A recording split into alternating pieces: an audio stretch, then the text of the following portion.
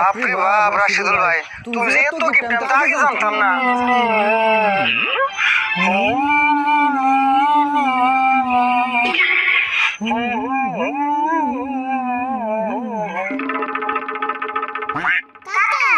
তুমি বিছনাতে মাটিতে বসে জামাই কি হয়েছে? বিছনা ফেলছে দেখছে?